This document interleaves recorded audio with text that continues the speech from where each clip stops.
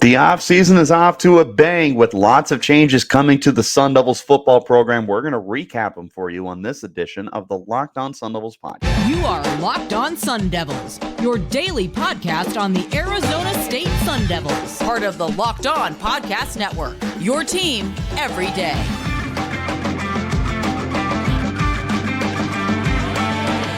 Welcome back to the Locked On Sun Devils podcast, part of the Locked On Podcast Network, your team every day.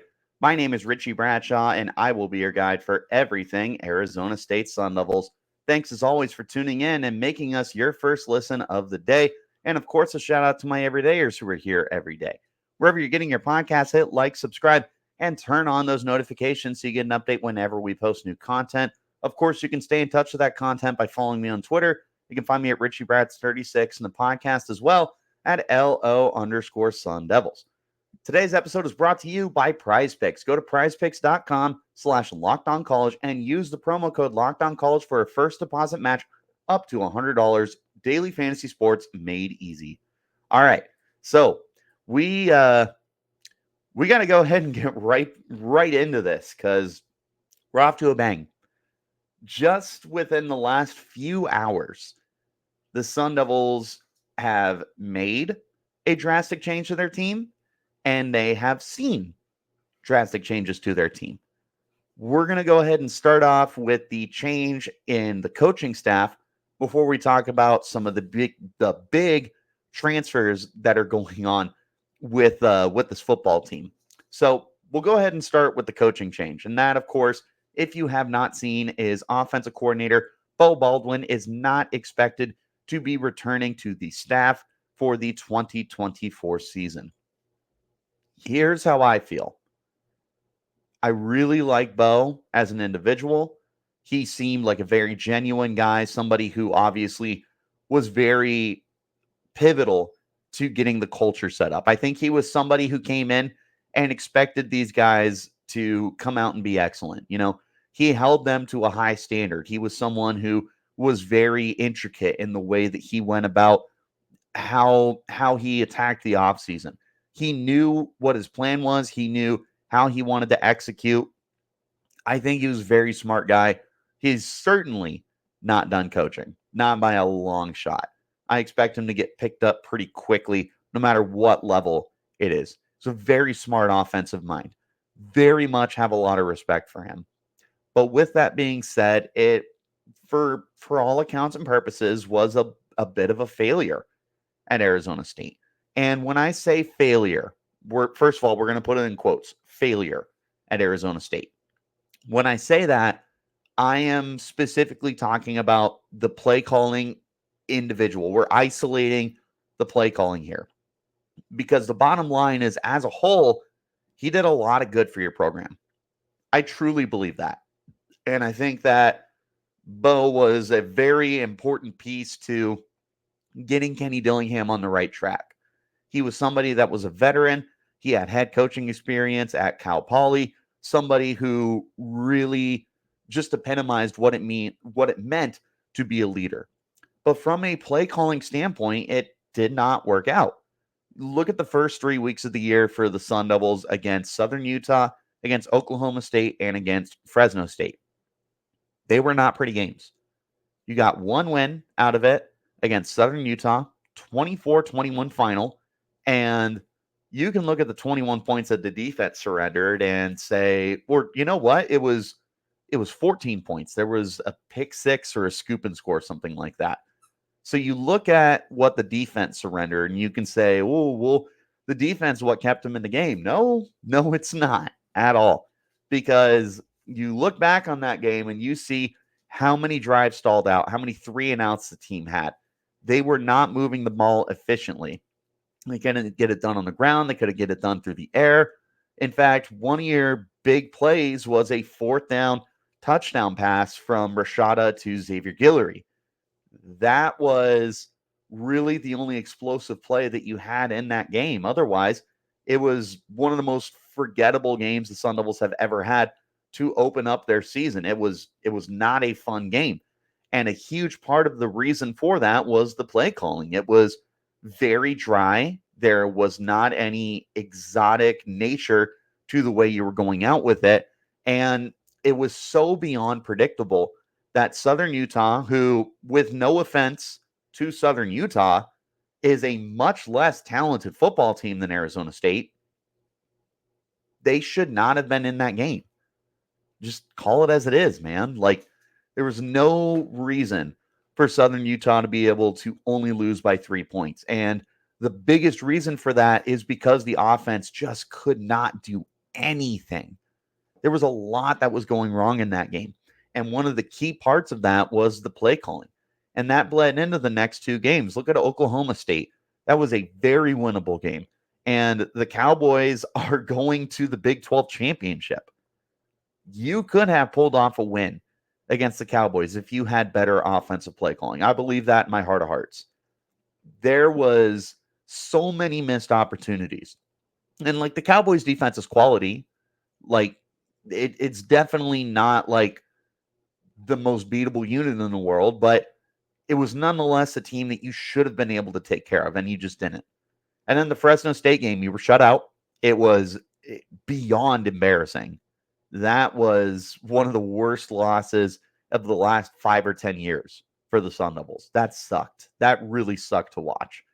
And again, you were shut out in the game, not because Fresno State is an elite defense. They are a quality defense, but because you could not get anything going offensively. And yes, they had to use 3 different quarterbacks. I get it. Drew Pine was injured. Trenton Bourguet was injured. Jacob Conover comes out and is not a Power 5 quarterback. These things are always going to stunt what you're trying to do from a production standpoint, from a scoring standpoint. But that's still inexcusable when you have Jalin Conyers, when you have Elijah Badger, when you have Cameron Scadaboo. You have the weapons in place. You just need to be able to call a game where you can get them in positions to succeed, and that wasn't the case. And then following the Fresno State game, that's when Kenny Dillingham took over. And we saw what happened. Dilly takes over, and the offense suddenly becomes a competent unit. They get 2 more wins to end the year, 2 conference wins. They were in games that they shouldn't have been in. They were very competitive against USC. The very first game, they came out and they dropped 28 points, and USC's defense wasn't good, but you shouldn't have been in that game, and you were in that game. You were in a lot of games this year because of Dillingham's play calling. It was aggressive. It was fun to watch. And that was the biggest reason and one of the biggest nails in the coffin for the Beau Baldwin experience and the experiment that the Sun Devils ran this year. I wish nothing but the best for Coach Baldwin. And I really encourage you guys to also be thankful for what he gave to this program. Yes, the play calling was not great, but at the end of the day, he did more for this team than what the play calling will show for you. I feel like he was really pivotal for setting the standard here. From that standpoint, it was a success, but from a play calling standpoint, something needed to change. I want to talk to you guys about our friends over at Prize Picks. It's the most fun that I've had, winning up to 25 times my money this football season. And now with basketball season here, I can do those combo leagues. The combo leagues are so much fun.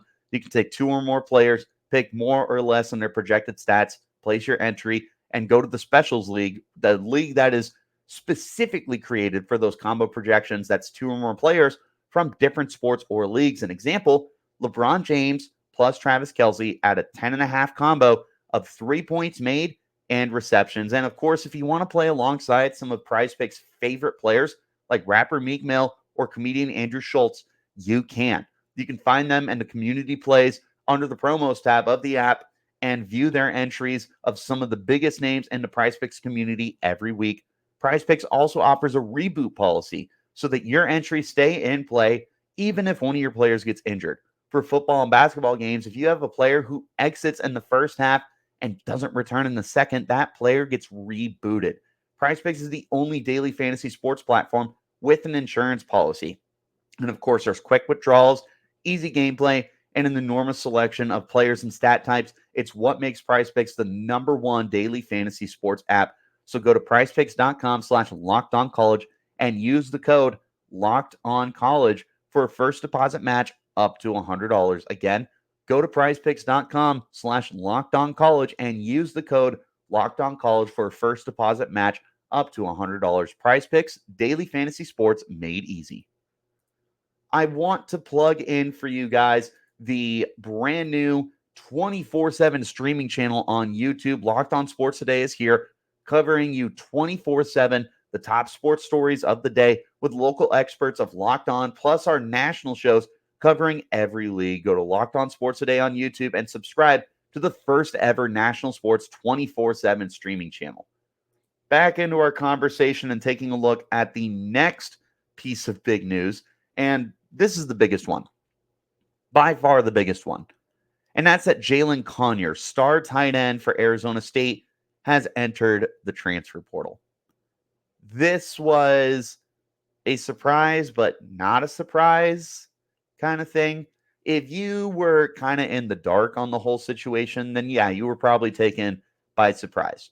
If you had any kind of idea of what was going on, whether you're subscribed to Chris Cartman or Hode Rubino for their respective websites, if you're plugged in there, then you had an idea that this was coming. If you had really good intel, then you knew this was coming.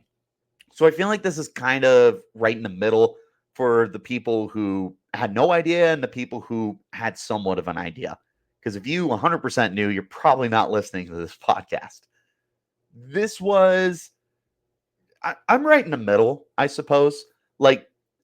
I have been kind of in the loop with it, and I've had some close people letting me know that this was a possible situation. And even outside of that, it felt like the writing was kind of on the wall, not even because of the tweets that you had earlier in the year where Conyers was all but essentially benched.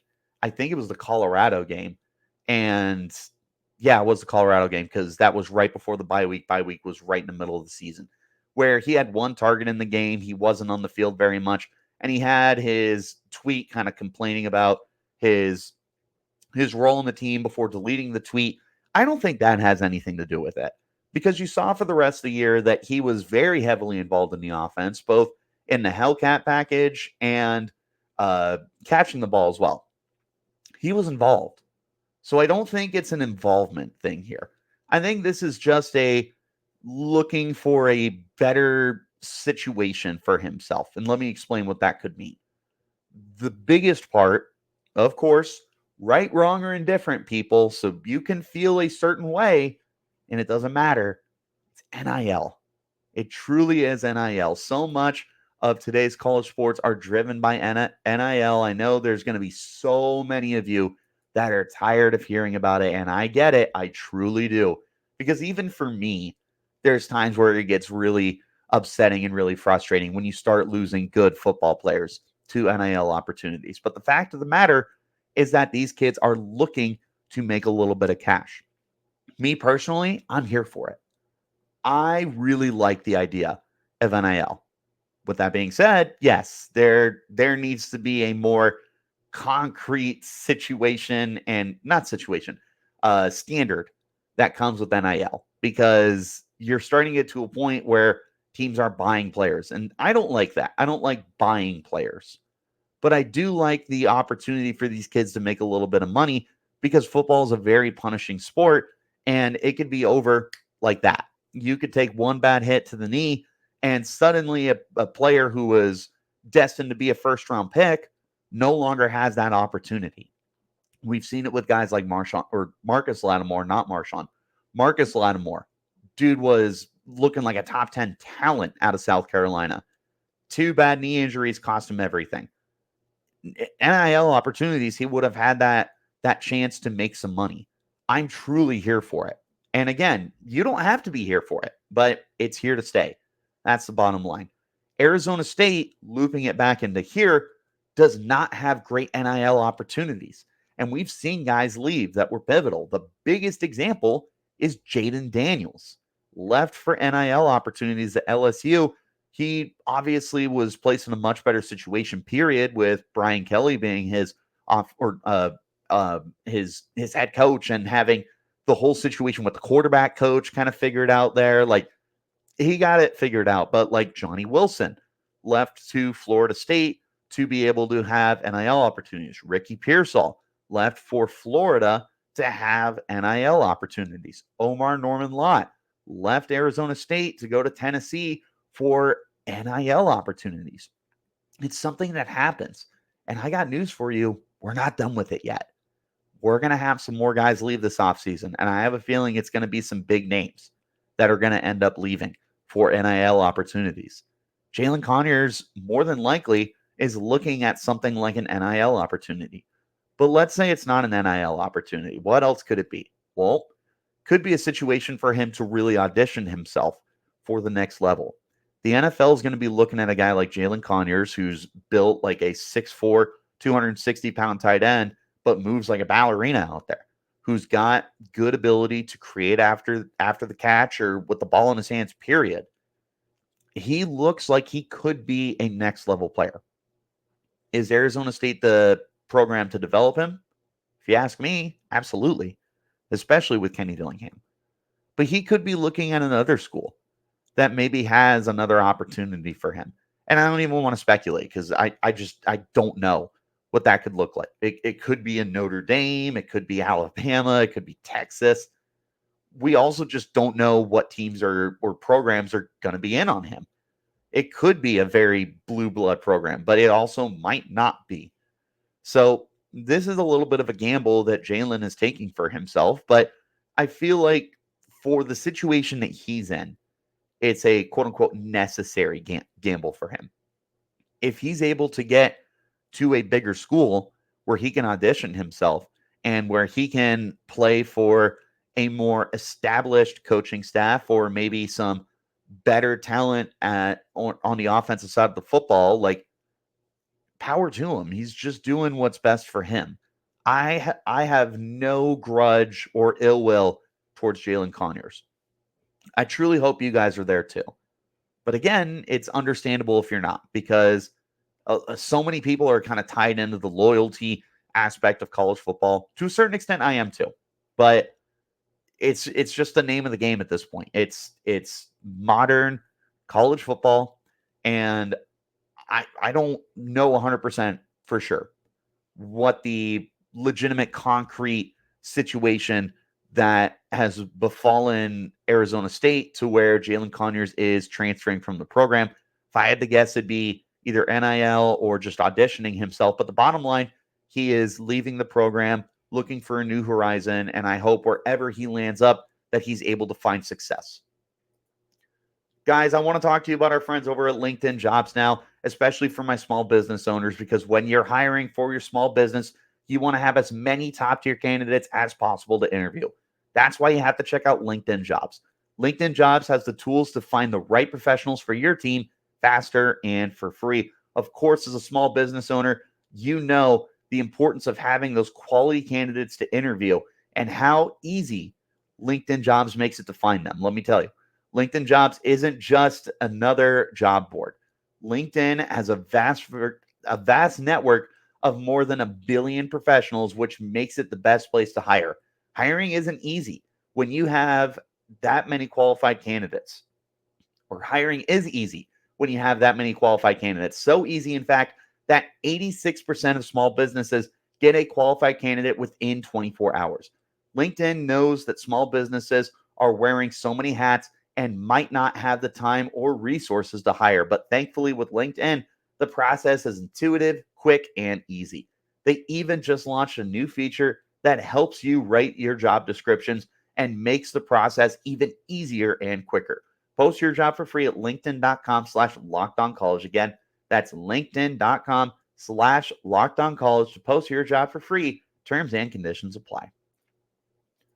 One more time, wherever you get your podcast, hit like, subscribe, turn on those notifications, and remember to also subscribe to the Locked On Sports Today channel on YouTube. It's a 24/7 streaming channel that covers the top stories of the day with the local experts of Locked On, plus our national shows covering every league. Football, basketball, baseball, hockey, your number one source. Go to Locked On Sports Today on YouTube and subscribe to the first ever national sports 24/7 streaming channel. We're going to go ahead and wrap it up with one more player who transferred today, And then a couple other guys who transferred during the season, in case you missed it. James Djonkam, linebacker for Arizona State, also entered the transfer portal today. James was somebody who never found a true starting role with the team. He definitely found himself a role with the team as like a substitute linebacker who would come in on different situations. He was on the field. I think he was just looking for a situation where he could have seen more significant playing time. And that just wasn't the case here. It is what it is. I think that for James, what he's going to be looking for at this point is an opportunity to find that full-time starting role. And there are dozens and dozens and dozens of different programs, Power 5, Group of 5, whatever, that are looking for a guy like James Djonkam who can come in and provide that kind of stability at the position. I don't look at James Djonkam as like this future Patrick Willis or anything like that. But I do think that he's somebody who could definitely earn more playing time with a team that has a little more stability or a team that wasn't chock full of linebacker depth this year. Like Arizona State was rolling with Travion Brown and Tate Romney for the vast majority of the year. And those guys were just very difficult to take them off of the field. Trey, especially, was so important from the leadership standpoint, from the veteran presence, from the understanding of Brian Ward's defense. He was pivotal to have on the football field. And then Tate Romney was, to me, one of the biggest surprises of the year in the best way possible. Somebody who I felt really, really earned his position on the team. Someone who worked hard in the offseason, somebody who wasn't necessarily getting a ton of first-team reps with the defense, but yet he came out this year, was the starter for just about every game, at least according to the sheets that we would be provided pre-game for everything. And I mean, he was out there too. He was one of the 5 leading tacklers for the team. He was in for at least one turnover on a fumble recovery against USC. I want to say he had another one, but he was on the field and he got a lot of opportunities. Even beyond him, I mean, Will Schaefer transferred midseason. We'll talk about him a little bit in just a second. Caleb McCullough was also getting some opportunities for the team. Crew Jackson, who we didn't see at all this year, is somebody that I think could be more involved next year. You got Kavian Thunderbird as well. The outlook for the linebacker position just was very fluid for the team. And I don't know that there was necessarily a concrete role carved out here for James Djonkam. I do think that there was a potential increase in snaps for him, but I just don't know if that was going to be the case long term. And this leads me to believe that was probably the reason he was looking to transfer, is to go to a place that has more opportunities for him. And power to him. Like, this is just kind of the way things are now, is if you can't find a consistent role, there are other programs that can find that role for you. And I hope that James is able to find that role wherever he ends up going. The 2 guys who transferred midseason, in case you missed it, Will Schaefer, who I just mentioned, another linebacker, very similar situation, just couldn't get on the football field. He's definitely looking for a place that will be able to get him on the field. And then, of course, the very, very controversial transfer of Isaiah Glass. If anybody knows me, they know exactly how I feel about it. But just a refresher, I don't like the way that situation unfolded. I do not think that was the best way for Isaiah to go about it. The redshirting, totally understand. But to come back from injury, take first-team reps away, not travel with the team, and then transfer, that's where I have a problem with it. But that's everything we got so far. I got news for you. We're not done yet. And I wouldn't be surprised if there are still some big names to come.